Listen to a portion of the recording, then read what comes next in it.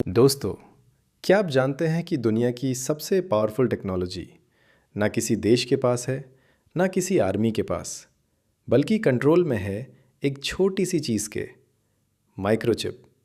और शॉकिंग बात यह है, अगर ये माइक्रोचिप्स बनना बंद हो जाएं, तो धीरे धीरे पूरी दुनिया की टेक्नोलॉजी रुकने लगेगी। नए फ़ोन्स आना बंद, कार्स की प्रोडक्शन स्लो, एआई सिस्टम्स रुकने लगेंगे और सबसे खतरनाक बात, दुनिया फिर से टेक्नोलॉजी में पीछे जाने लगेगी। लेकिन सवाल ये है, आखिर ये माइक्रोचिप बनती कैसे है और क्यों आज पूरी दुनिया एक छोटे से देश पर डिपेंड है? और क्या भारत इस गेम को बदल सकता है? आज हम अंदर जाएंगे एक ऐसी हिडन दुनिया में जहां रेत दुनिया की सबसे पावरफुल टेक्नोलॉजी बनती है। सब कुछ शुरू होता है एक बहुत ही साधारण चीज़ से, रेत। आप रोज़ इसे देखते हो, इस पर चलते हो, लेकिन कभी सोचा है यही रेत आपके स्मार्टफोन के अंदर कैसे पहुंच जाती है? असल में इस रेत में छुपा होता है सिलिकॉन। लेकिन ये सिलिकॉन सीधे इस्तेमाल नहीं किया जा सकता।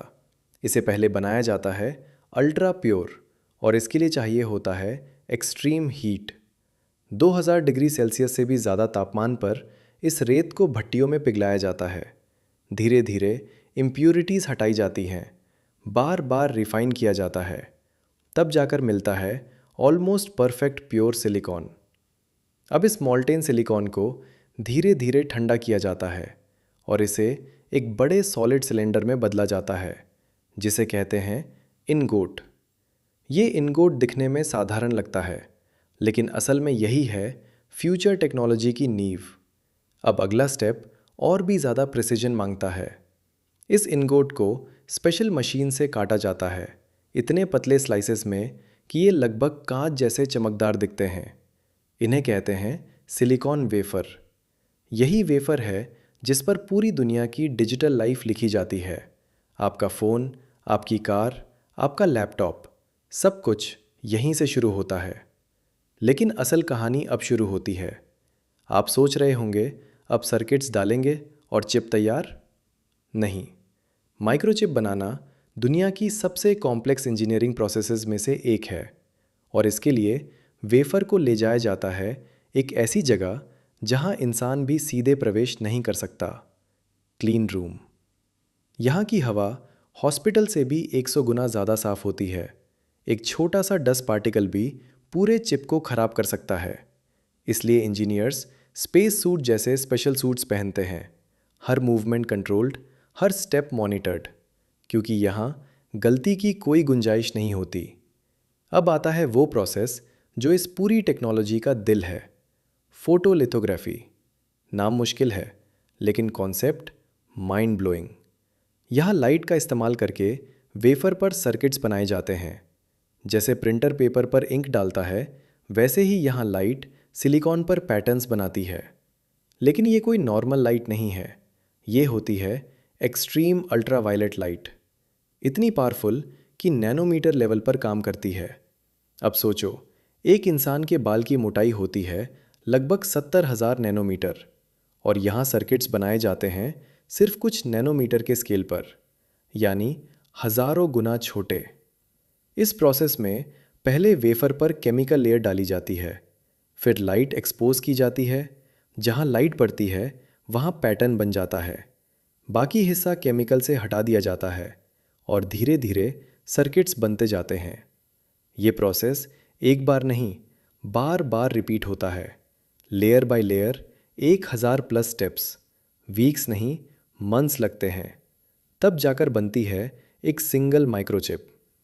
अब समझ आया ये टेक्नोलॉजी इतनी रेयर क्यों है? दुनिया में सिर्फ कुछ ही कंपनीज हैं जो इसे बना सकती हैं, और उनमें सबसे आगे है TSMC। आज पूरी दुनिया इन जैसी कंपनियों पर डिपेंड है। मतलब अगर यहाँ प्रोडक्शन स्लो हुआ तो असर पूरी दुनिया पर पड़ेगा।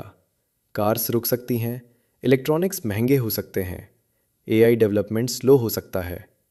इसीलिए सेमीकंडक्टर को कहा जाता है 21वीं सदी का सोना। और यहीं से शुरू होती है इंडिया की एंट्री। भारत अब सिर्फ यूज़र नहीं रहना चाहता, बल्कि क्रिएटर बनना चाहता है। इसीलिए टाटा ग्रुप जैसे बड़े प्लेयर्स सेमीकंडक्टर मैन्युफैक्चरिंग में इन्वेस्ट कर रहे हैं। धुलेरा एक नया सेमीकंडक्टर हब बन रहा है, जहां फ्यूचर में इंडिया अपनी खुद की चिप्स बनाएगा।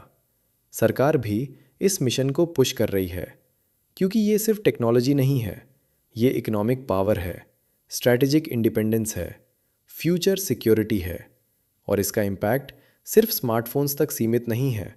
Defence systems, AI, electric vehicles, satellites, सब कुछ माइक्रोचिप्स पर डिपेंड करता है।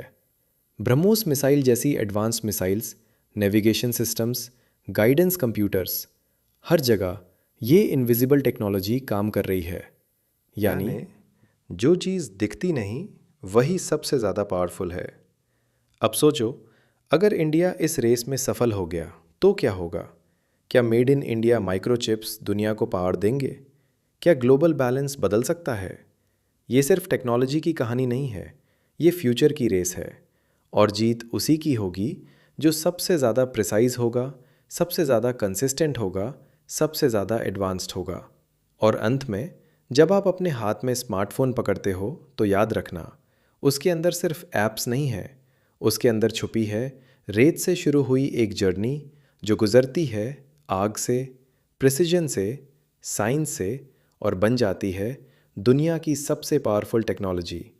अब आप बताइए, क्या आपको लगता है इंडिया सेमीकंडक्टर रेस में चाइना और ताइवान को टक्कर दे पाएगा? कमेंट में ज़रूर बताना।